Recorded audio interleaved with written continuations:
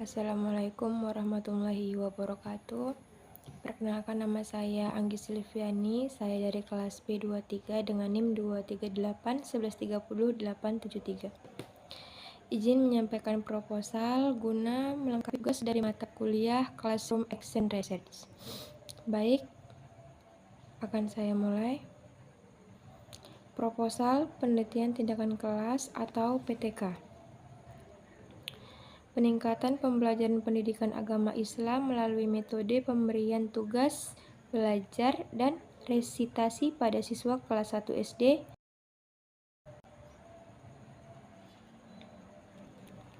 Abstrak. Penelitian ini bertujuan untuk meningkatkan hasil belajar pendidikan agama Islam atau PAI siswa kelas 1 SD melalui penerapan metode pemberian tugas belajar dan resitasi.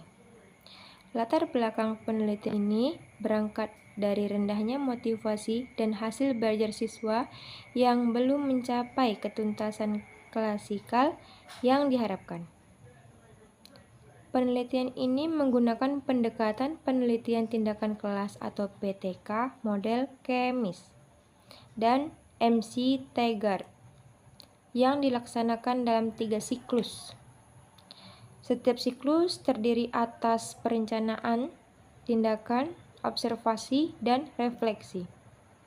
Subjek penelitian adalah 22 siswa kelas. Teknik pengumpulan data menggunakan observasi, wawancara, dan tes formatif. Sedangkan analisis data dilakukan secara deskriptif, kuantitatif, dan kualitatif. Hasil penelitian menunjukkan peningkatan hasil belajar siswa pada setiap siklus, yaitu ketuntasan belajar sebesar 68,18% pada siklus 1, meningkat menjadi 77,27% pada siklus 2, dan mencapai 86,36% pada siklus 3. Peningkatan ini menunjukkan bahwa metode pemberian tugas belajar dan resitasi dapat menumbuhkan keaktifan, tanggung jawab, dan kemandirian belajar siswa. Kesimpulan dari penelitian ini adalah bahwa penerapan metode tersebut terbukti efektif dalam meningkatkan hasil belajar PAI dan dapat dijadikan alternatif strategi pembelajaran yang berorientasi pada peningkatan partisipasi dan tanggung jawab belajar siswa. Lanjut di perkenalan. Guru memiliki peran sentral dalam menentukan siklus kualitas pembelajaran di sekolah dasar. Dalam konteks pendidikan agama Islam, guru tidak hanya berfungsi sebagai penyampaian materi, tetapi juga sebagai pembimbing spiritual dan pembentuk karakter religius siswa. Oleh karena itu, diperlukan inovasi dalam strategi pembelajaran agar siswa tidak hanya memahami konsep agama secara kognitif, tetapi juga mampu menginternalisasikan nilai-nilai Islam dalam kehidupan sehari-hari. Salah satu tantangan utama dalam pembelajaran PAI di sekolah dasar adalah rendahnya motivasi dan keaktifan siswa selama proses pembelajaran. Banyak siswa cenderung pasif dan hanya mengandalkan penjelasan guru tanpa melakukan eksplorasi atau aktivitas belajar mandiri. Kondisi ini mengakibatkan rendahnya hasil belajar, terutama pada aspek pemahaman dan penerapan nilai-nilai keislaman. Metode pemberian tugas belajar dan resitasi menjadi salah satu solusi strategi untuk mengatasi permasalahan tersebut. Metode ini menempatkan siswa sebagai subjek belajar yang aktif, bertanggung jawab terhadap tugas-tugas yang diberikan, dan mempertanggungjawabkannya di hadapan guru maupun teman sekelas. Melalui tugas dan resitasi, siswa tidak hanya dituntut menyelesaikan pekerjaan rumah, tetapi juga berlatih mempresentasikan hasil kerja mereka secara lisan. Sehingga keterampilan komunikasi, tanggung jawab, dan rasa percaya diri dapat berkembang. Pembelajaran berbasis tugas dan resitasi juga memungkinkan siswa untuk belajar mandiri, melakukan pencarian informasi, dan mengonstruksi pemahaman berdasarkan pengalaman langsung. Hal ini sejalan dengan pendekatan konstruktivitas yang menekankan pentingnya aktivitas belajar sebagai sarana membangun pengetahuan. Dalam konteks pendidikan agama Islam, metode ini relevan karena mampu menanamkan nilai-nilai disiplin, tanggung jawab, dan kejujuran dalam menyelesaikan tugas. Siswa diajak untuk tidak hanya menghafal ayat atau doa, tetapi juga memahami makna dan menerapkannya dalam kehidupan nyata. Penerapan metode ini juga diharapkan dapat memperkuat dimensi efektif dan psikomotor siswa, bukan hanya aspek kognitif. Dengan demikian, pembelajaran PAI dapat lebih bermakna dan menyentuh seluruh aspek perkembangan peserta didik. Selain itu, metode ini memberikan kesempatan bagi guru untuk melakukan penilaian autentik terhadap proses dan belajar siswa, sehingga evaluasi menjadi lebih objektif dan menyeluruh. Permasalahan yang ditemukan di SDIT Nusa Indah Langkat menunjukkan bahwa sebagian besar siswa belum mencapai ketuntasan belajar minimal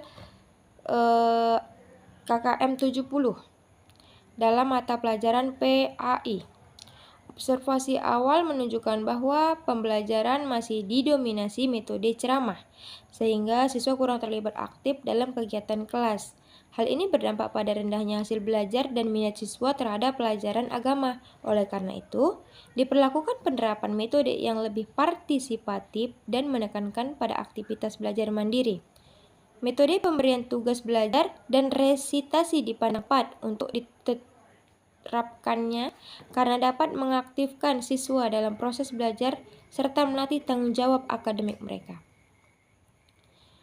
Penelitian ini penting dilakukan untuk memberikan alternatif model pembelajaran yang efektif dalam meningkatkan kualitas pembelajaran PAI di sekolah dasar. Dengan menerapkan metode ini, diharapkan guru dapat menciptakan suasana belajar yang aktif, kolaboratif, dan reflektif.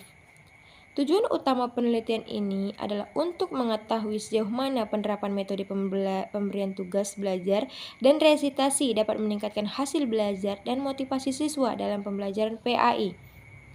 Hasil penelitian ini diharapkan menjadi kontribusi nyata dalam pengembangan strategi pembelajaran berbasis aktivitas yang berorientasi pada peningkatan mutu pendidikan agama Islam sekolah dasar. Lanjut ke metode penelitian. Penelitian ini menggunakan pendekatan penelitian tindakan kelas atau PTK karena bertujuan memperbaiki proses dan hasil pembelajaran pendidikan agama Islam melalui penerapan metode pemberian tugas belajar dan resitasi. Pendekatan ini dipilih karena bersifat reflektif, partisipatif, dan kolaboratif. Memungkinkan guru untuk berperan sebagai peneliti yang secara langsung mengamati perubahan perilaku belajar siswa setelah tindakan diberikan. Melalui PTK, guru dapat mengevaluasi efektivitas strategi pembelajaran berdasarkan siklus perencanaan, melaksanakan observasi dan refleksi yang berulang hingga mencapai hasil optimal. Model ini menekankan pada peningkatan berkelanjutan terhadap praktik pembelajaran di kelas.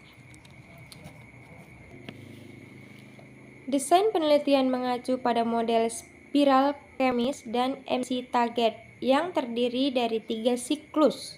Masing-masing mencangkup 4 tahap utama, yaitu perencanaan tindakan atau planning, pelaksanaan tindakan atau acting, observasi atau observing, dan refleksi atau reflexing.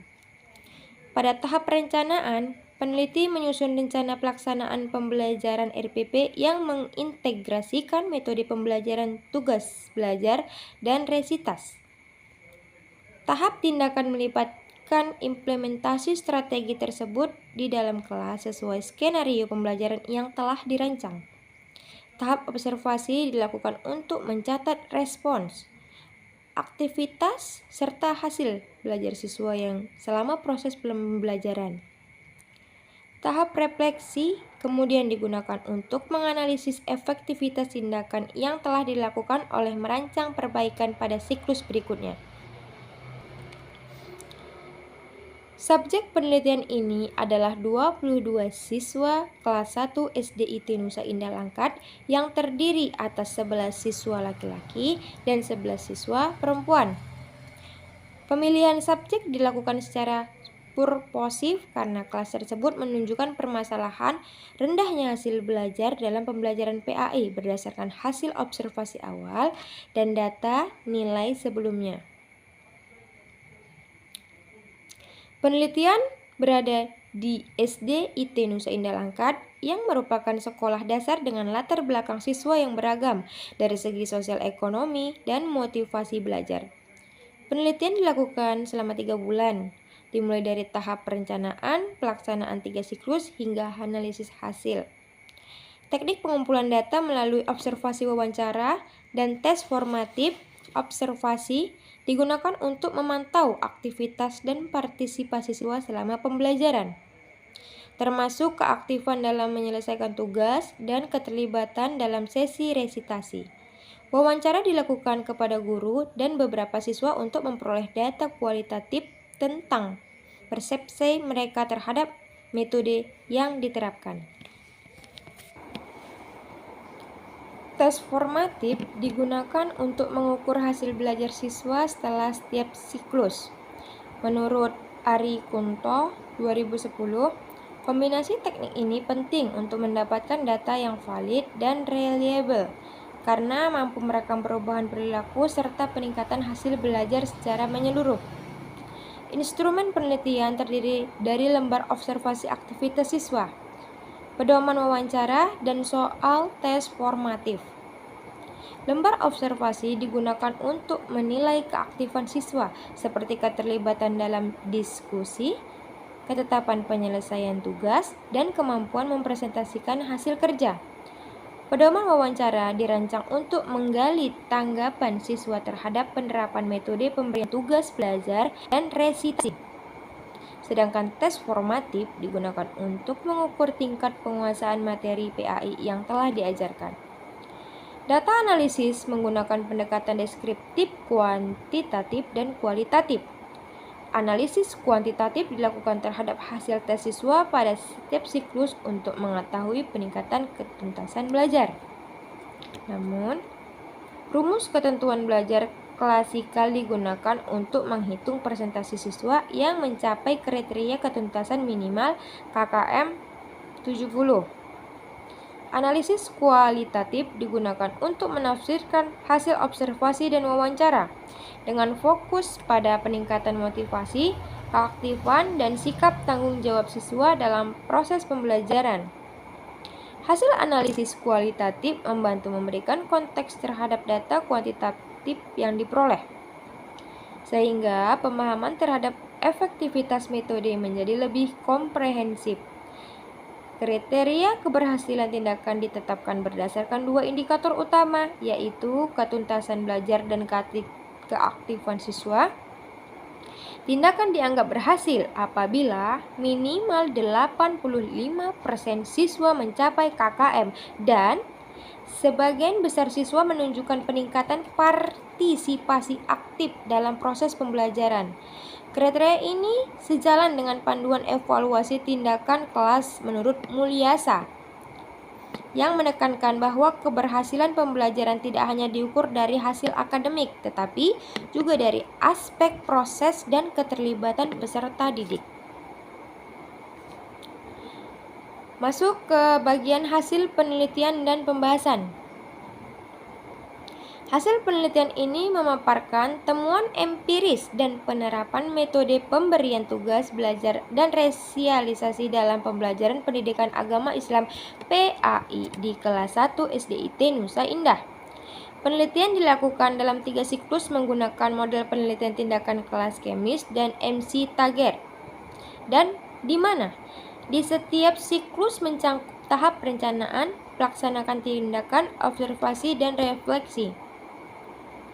Temuan penelitian menunjukkan peningkatan signifikan baik pada aspek proses maupun hasil belajar siswa setelah penerapan metode tersebut.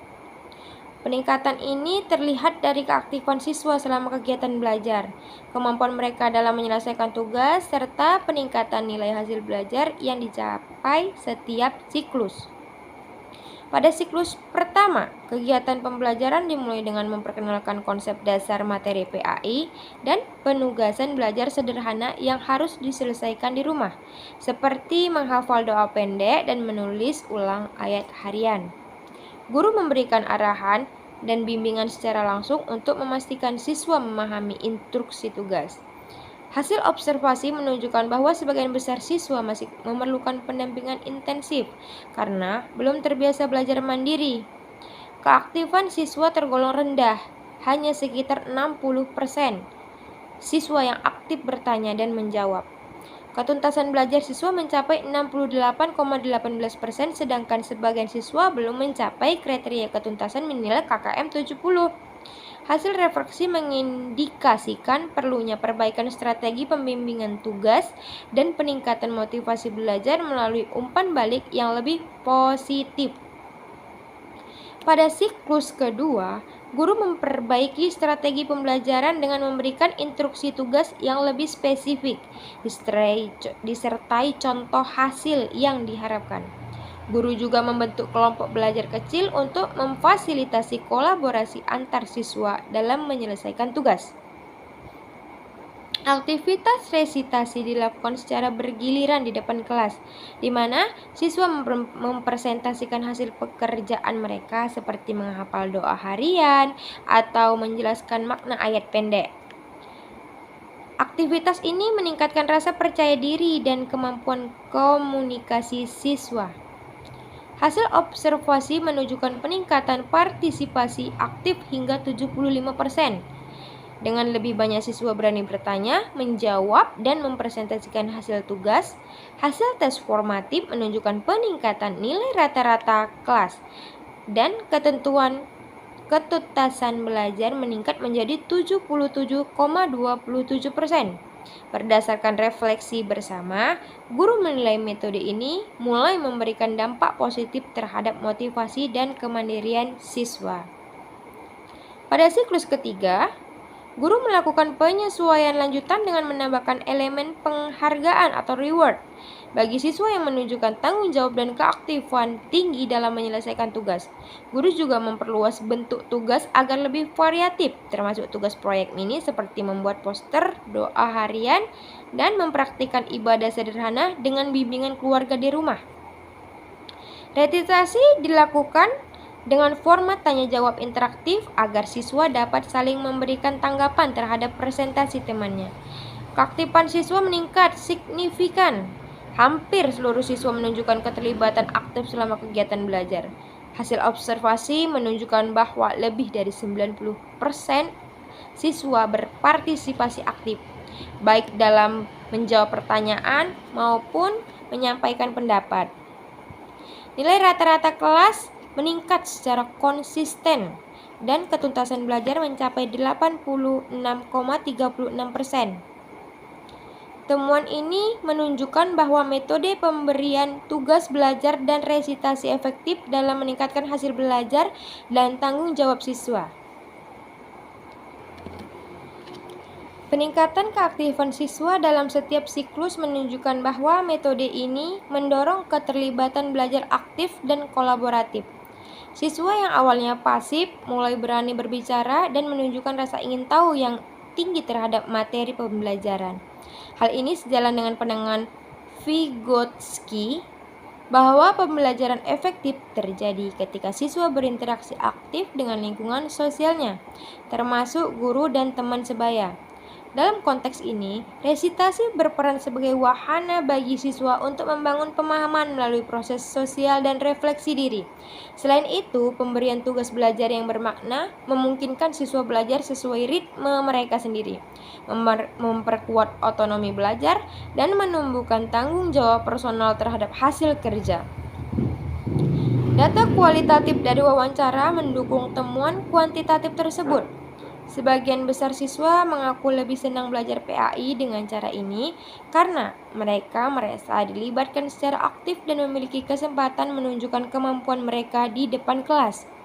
Guru juga menyatakan bahwa metode ini membantu mengenai potensi individu siswa dan memperbaiki hubungan guru dengan siswa melalui komunikasi yang lebih terbuka. Hasil ini sesuai dengan teori konstruktivisme sosial yang menekankan bahwa pengetahuan dibangun melalui pengalaman belajar aktif dan interaktif bermakna. Dari aspek efektif, siswa menunjukkan peningkatan sikap disiplin, tanggung jawab, dan kejujuran dalam mengerjakan tugas. Banyak siswa yang menyelesaikan tugas tepat waktu dan berusaha memberikan hasil terbaik. Aspek psikomotorik juga meningkat, terutama dalam praktek ibadah sederhana seperti wudhu dan sholat. Hal ini menunjukkan bahwa metode ini tidak hanya berdampak pada aspek kognitif, tetapi juga mendukung pembentukan karakter religius siswa sebagaimana tujuan utama pembelajaran. Secara keseluruhan, penerapan metode pemberian tugas belajar dan resitasi menunjukkan peningkatan signifikan dari siklus ke siklus, baik dalam aspek hasil belajar maupun perilaku belajar siswa. Analisis kuantitatif memperlihatkan tren kenaikan nilai rata-rata dan persentase ketuntasan belajar. Sementara analisis kualitatif menunjukkan peningkatan motivasi, keaktifan, dan tanggung jawab siswa. Temuan ini mendukung teori belajar aktif yang menekankan pentingnya partisipasi dan pengalaman langsung dalam membangun pengetahuan. Dengan demikian, dapat disimpulkan bahwa metode pemberian tugas belajar resitasi terbukti efektif meningkatkan kualitas pembelajaran PAI di kelas 1 SDIT Nusa Indah. Peningkatan hasil belajar yang signifikan menunjukkan bahwa strategi ini mampu menjawab permasalahan awal pembelajaran yang bersifat pasif dan monoton, serta memberikan alternatif inovatif bagi guru untuk menciptakan suasana belajar yang aktif, menyenangkan, dan bermakna. Lanjut ke bagian diskusi.